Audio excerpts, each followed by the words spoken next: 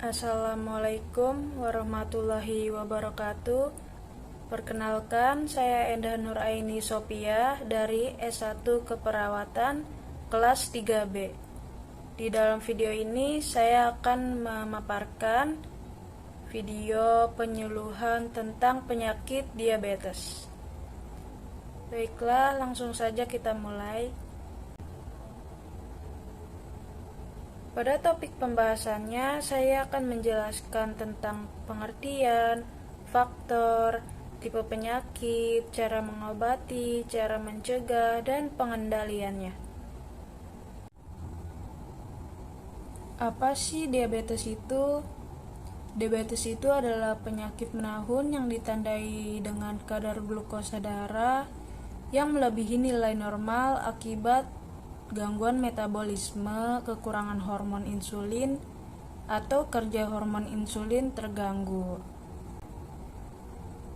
Diabetes mellitus juga merupakan penyakit menahun yang ditandai oleh kadar gula darah yang tinggi dan gangguan metabolisme pada umumnya, yang pada perjalanannya bila tidak dikendalikan dengan baik akan menimbulkan berbagai komplikasi baik yang akut maupun yang menahun.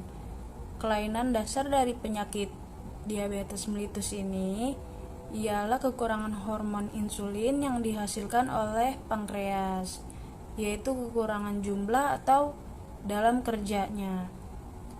Laporan statistik menurut International Diabetes Federation atau disingkat IDF, di dunia lebih dari 382 juta orang menderita penyakit diabetes mellitus.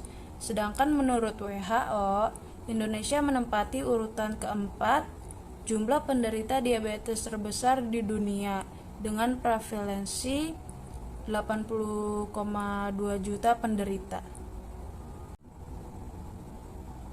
Apa saja sih faktor resikonya? Nah, pada gambar di sini, penyebab terjadinya penyakit diabetes mellitus bisa jadi dari kegemukan, jarang olahraga, malas-malasan, hidup stres, banyak pikiran, dan juga sering mengonsumsi makanan yang berlemak. Dan bisa juga melalui faktor keturunan dan kebiasaan sehari-harinya itu merokok. Baik, di sini ada tipe penyakit diabetes mellitus. Yang pertama ada diabetes tipe 1, diabetes tipe 2, diabetes dalam kehamilan, dan diabetes tipe lain. Bagaimana sih cara mencegah diabetes itu? Nah, kita bisa mencegah diabetes, tapi langkah pencegahan yang telah terbukti hanya untuk tipe 2. Sebab penyebab diabetes tipe 1 lebih ke faktor riwayat kesehatan. Sedangkan diabetes gestasional umumnya datang bersamaan dengan masa kehamilan. Untuk mencegah diabetes, kuncinya adalah menjalankan gaya hidup sehat. Contohnya, yang pertama, kita lebih aktif bergerak. Setidaknya 30 menit sehari selama 5 hari, setiap minggu berolahraga. Lalu jaga berat badan juga. Ukur berat badan apakah sudah ideal. Bila kelebihan, saatnya menjalankan diet. Lalu bila perlu konsultasi dengan ahli nutrisi. Lalu yang ketiga ada makan dan minuman yang menyehatkan. Kurangi asupan lemak dan kalori yang berlebih. Lalu hindari minuman yang mengandung pemanis.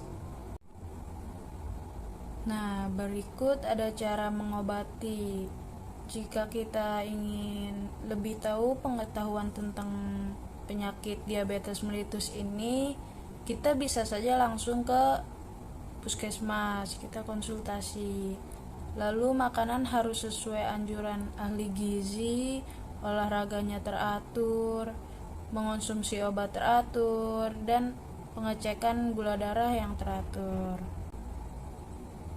Baik, selanjutnya ada 5 langkah pengendalian penyakit diabetes mellitus.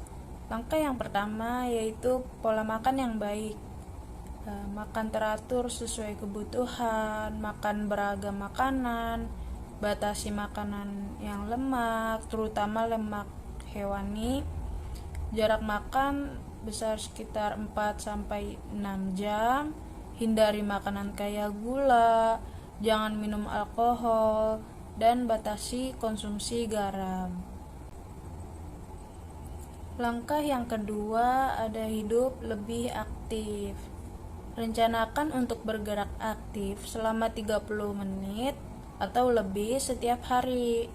Aktivitas dapat dibagi menjadi kegiatan kecil sehingga total menjadi 30 menit.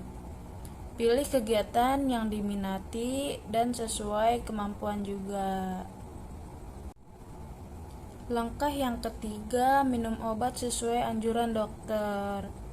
Patuhi jadwal minum obat, jangan mengubah dosis tanpa sepengetahuan dokter.